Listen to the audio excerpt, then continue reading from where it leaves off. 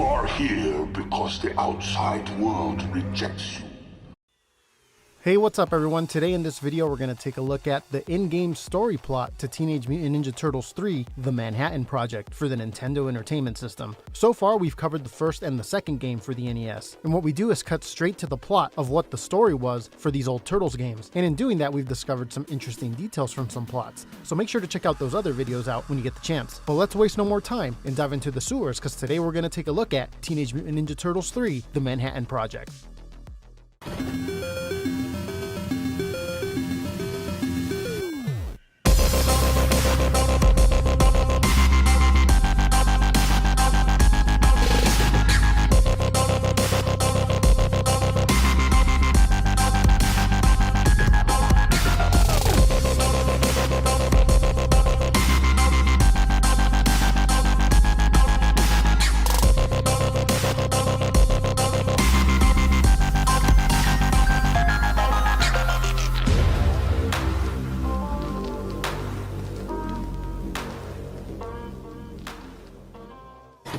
Ninja Turtles 3 The Manhattan Project came out in North America in 1992. In Japan, apparently it was called Teenage Mutant Ninja Turtles 2 The Manhattan Project, considering the original Nintendo Turtles game wasn't called Ninja Turtles at all, and the second game was Turtles 1 over there. And this one, The Manhattan Project, was given the number 2 in its title. A bit confusing, but you get the picture. Looking at the manual for the game, we get a summarization of what the story will be about. It says, Sun, Sand, Surfboards, Shredder? Talk about a party pooper. The Teenage Mutant Ninja Turtles try to take up a vacation only to have it cut short by Shredder's shadiest sham yet. He'll stop at nothing for revenge. This time that ice-hearted anti-hero made off with the entire island of Manhattan. His sinister alien ally, Krang, has given him the technology to rip the bustling borough from its earthly ties with a rumbling earthquake and lift it into the sky. If our holiday heroes ever want to see April O'Neil and the Big Apple in one piece again, they've got to burn rubber and get back home.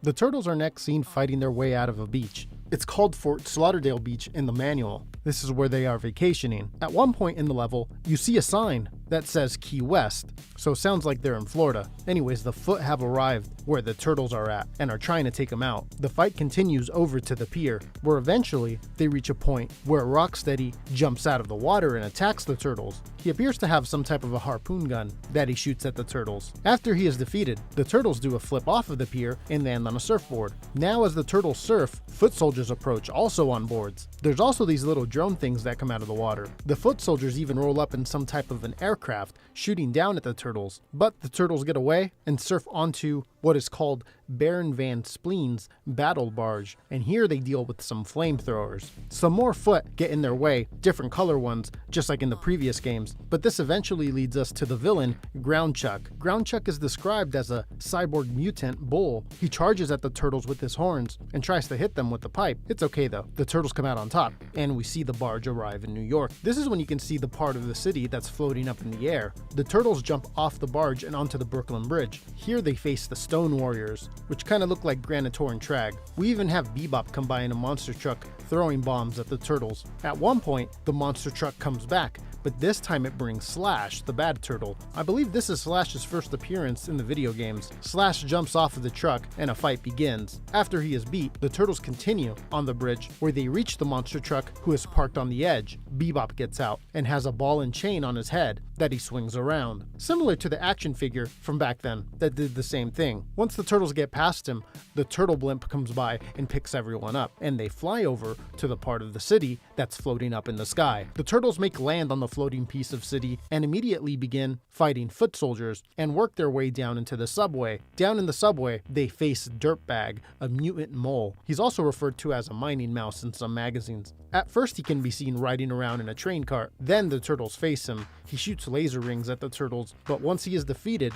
the Turtles find out they have to get to the Technodrome, and to do this they'll have to go down into the sewers.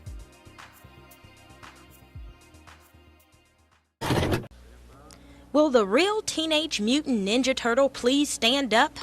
Retailers say the karate-chopping, nunchuck-carrying creatures will take America by storm this Halloween. Locklear doesn't call the ninjas by their real name because he says unless you have copyrights to the characters, all you have is a turtle in bandanas.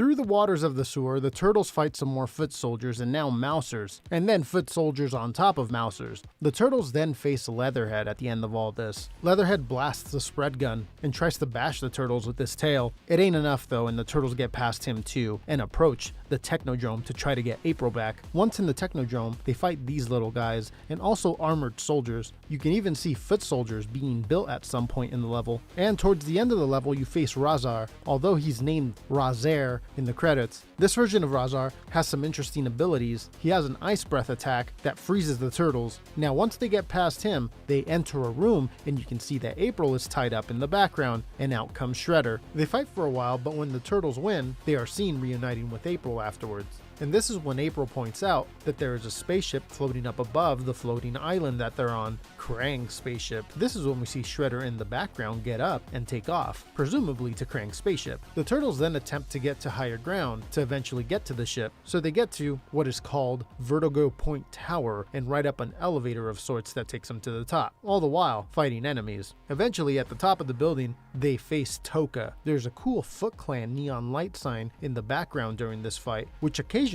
he uppercuts one of the turtles into. This version of Toka carries around a shield with him that has a turtle shell pattern on it. Pretty cool. After defeating him, the turtles catch up to Shredder, who can be seen beaming up to the spaceship. The turtles jump into the beam and also get sent up. Once they're up there, the journey throughout the spaceship is long, and eventually Krang appears. He shoots missiles from his chest at the turtles and also detaches his torso from his legs, and his floating torso and legs chase the turtles around. The turtles win yet again, and Krang goes back into the portal from where he came. It looks like it's over. The big boss has been beat, but as the turtles enter the next room, they see Shredder again, and he's holding up a canister of ooze and breaks it and pours it on top of himself. We then see him transformed into Super Shredder. This was around the time Secret of the Ooze came out, and he kind of looks like that version of Super Shredder for a little bit, except he turns blue at one point. In this form, he can summon lightning and shoot fireballs, and you also see him teleport around the room. Finally, when he is defeated, the reactor in the background starts to explode. Then we see the turtles leave and jump into their blimp as Krang's spaceship explodes. Manhattan is then gently lowered back down to Earth and falls back into place. The turtles then give each other a high 3 and the story is over.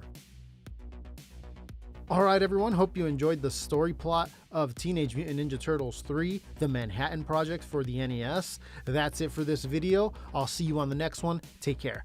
Armed.